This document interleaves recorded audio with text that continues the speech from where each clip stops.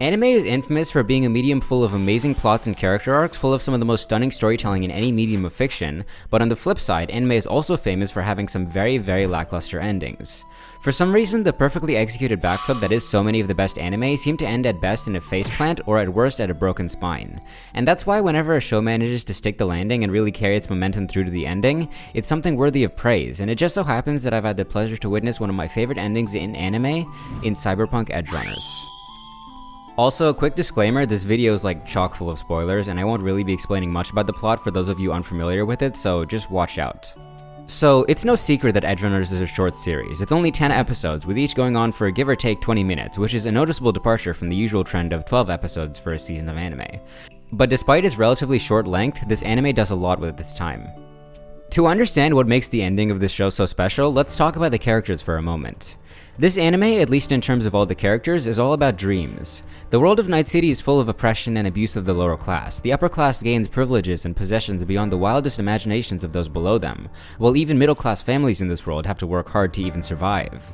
But even though this world is as harsh as it is, everyone still has dreams. Every single character in this world has a goal and dream that they aspire to achieve. Some explore it more than others, of course.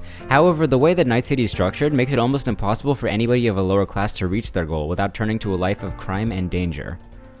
A prime example of this is with David's mother. She works as an emergency medical technician in Night City and goes through a lot of stress to provide for David and herself. Or at least that's how it seems. While being an EMT is definitely not the cushiest job in existence, it still clearly pays well enough for them to not live hungry or in the streets. To me, this shows that while David's family is struggling, David's mom wouldn't be as distressed as she seems in the story without something else eating into their funds. And that something else is her dream for David. David's mom, Gloria, wants David to go to a reputable school run by the corporation Arasaka. She has a dream for him that she believes wholeheartedly will benefit him. And that dream is for David to eventually be at the top of Arasaka's building, sitting high and mighty on a throne of hard work and dedication. Despite being a part of the lower to middle class, Gloria still has a dream and will do anything to make that dream a reality. This is again illustrated very clearly by another aspect of her in the story. Despite maintaining the facade of a hardworking EMT, Gloria has a side hustle going on, which enables her to send David to as good of a school as she wants him to go to. Gloria, being somebody who frequently interacts with the body of the deceased, takes cyberware from the dead and resells it under the counter to edgerunners and the like. While this isn't the cause of her eventual death, it definitely leads to another source of danger in the story, further feeding into my point about the lengths people would go to follow their dreams. But David in this story is a bit different from the rest of the big dreamers we end up meeting.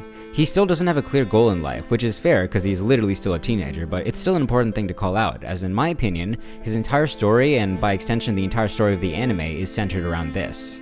Not having a dream or goal while everyone else around you seems to know what they're doing is something that both I and many other people can relate to. The cold feeling that you seem to be missing something so vital to everyone else's being. David starts out the story like this and slowly but surely grows and develops past this state, and that's what I want to talk about now. So, as I said, starting out the story, David doesn't really have a goal in life, but reasonably so, David's mother tries to change that. As I talked about earlier, Gloria has a goal for David, of reaching the highest possible rank he can get to within Arasaka. The words she picks specifically are, "I want you to get to the top floor of Arasaka Tower." Keep that in mind, it'll be important for later. Like a lot of parents, she believes this dream is what's best for David, and she thinks that it's the best path to get him motivated and successful like how she wants him to be, because she wants nothing but the best for him. But even though this wish was delivered with the purest of intentions, like a lot of other dreams instilled into children by their parents, this dream eventually went sour. David ingrained this line into his head as it was one of the last things he heard from his mother before she passed away. He integrated this dream into himself, and even if it wasn't his and he didn't actively pursue it due to his idealism, the dream became one of his motivations in life, as shown by a scene we will talk about later. Soon into the show though, David encounters Maine, the leader of the pack of edgerunners that becomes David's new family, and the second person to instill a new dream into David's mind. And when talking about Maine, we have to talk about episode 6, which is the episode that features Maine's fall into insanity and David's second awakening to the dark reality of the world around him. Even as the episode opens up, we just know that something has to be wrong. The scene of Maine running in a barren desert seems at first just to serve to set the tone of the episode, with the bleak, oversaturated desert instilling us with unease and discomfort. But upon a second viewing, the scene begins to make a lot of sense to us, especially in the context of Maine's character. So Maine's dream isn't much more complicated than it needs to be. It seems simply to just be the achievement of success and prosperity in this dark world around him. And as shown in this scene, Maine runs ceaselessly towards this goal. With the echoes of the dreams and ideals that he and so many others in Night City have in the background, Maine runs. The long path laid out behind him and his exhausted, out-of-breath demeanor shows us how far he has come. But even with all the hopes that he has, Maine stops running. Maine hits a cliff from which he can look out over the path in front of him, but he himself can never make it there. As we go through this episode, Maine's mental health slowly deteriorates. He starts hallucinating, he hurts those around him, and he refuses to get the help he so desperately needs. Maine is nearing the end of his road. As the episode goes on, the tension builds, finally culminating in the death of Maine and his lover. But Maine refuses to go out without leaving something behind. As he's about to die, as he's on the verge of sacrificing himself, he tells David, who has come to help him, keep running. Of course, this has the literal meaning of Maine telling David to run the fuck away from whatever's going on around there, but it also serves as the line telling David to continue on Maine's legacy. Maine has been running for a very, very long time. He has been on the path to his dream for far longer than he should have been, and because of this, he eventually reached a cliff. An impassable obstacle, a clear sign to the end of his journey, a roadblock that allows him a perfect view of the path forward, but not the ability to take it. So instead, he shows David the way. He sends David literally running down the path to the goal that Maine couldn't achieve. At this moment, I think there's two ideals or dreams that are being instilled into David. The first one being more obvious, just telling David to achieve greatness in this world like Maine couldn't. And the second one, indicated more clearly by that line from earlier, keep running, shows that Maine wants David to continue on that path to his own goal no matter what. And just like that, David moves on, now carrying the wishes of two loved ones on his back instead of just one. To wrap this up and bring this back to how it relates to the end of the anime, we have to talk about Lucy and her relationship to David. Lucy in a lot of ways is the antithesis of what David is through most of the series. She has a clear dream and clear reasons for why she wants to accomplish it, and unlike David, that dream is hers and hers alone.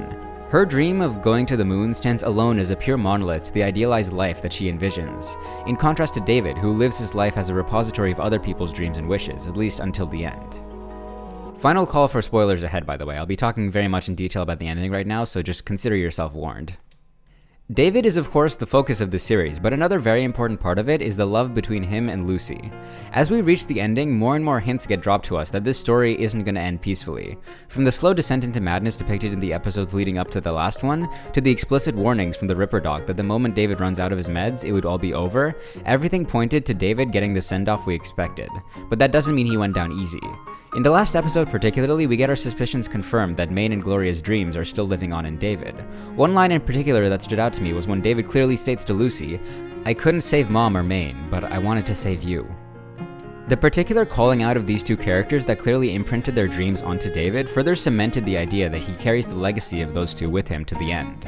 And as we reach the end of the story, we slowly see David start to achieve those dreams, almost as if it's a bucket list for him to check off before he goes. As he is going insane due to the cyber skeleton he equipped from Arasaka, he has a vision of his mom, flashing back to that line from earlier where she tells him to reach the top of Arasaka Tower.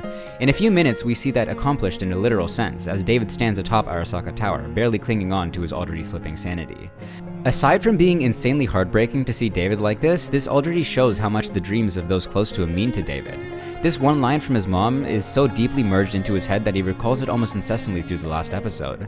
This also gives us a hint at what David's nature is, seeing as he is so concerned for a dream that isn't even truly his own. Next, of course, is Maine's dream of success and perseverance. The success side of things is pretty self-explanatory. David eventually gets the money and fortune he had always been after, even if he wasn't around to enjoy it. But the perseverance side of Maine's inheritance is a bit more interesting. David, by the end of the story, mainly through his love for Lucy, gains a dream of his own, and that dream is to send Lucy to space. His love for her is so transcendent that he realizes that even above all else, even above his own life, he wants to see her happy and wants to see her goal achieved. And that's where the perseverance comes from. In the end, David does achieve his own goal, even if that goal was for somebody else to reach their dream. David still did what Maine couldn't, and crossed that finish line that Maine can only admire from a distance. And that's all. That's the end of David's story. He went down with the fight. He finally accomplished everything that was put on his plate, from the wishes of his mom to the dreams of Maine, and finally his own goal of sending his love to the one place they wanted to go more than anything else. It's a tragic but gorgeous ending to a fantastic series. And that's what Cyberpunk Edgerunners is to me. The series is idealistic. It talks about ambition going against all forms of reality, but at the same time it's cynical, showing what happens to those that go too far for their dreams. It's joyous. So many of these characters are living their best lives, but it's also tragic, as those who are laughing away in one moment can turn to ashes in the next.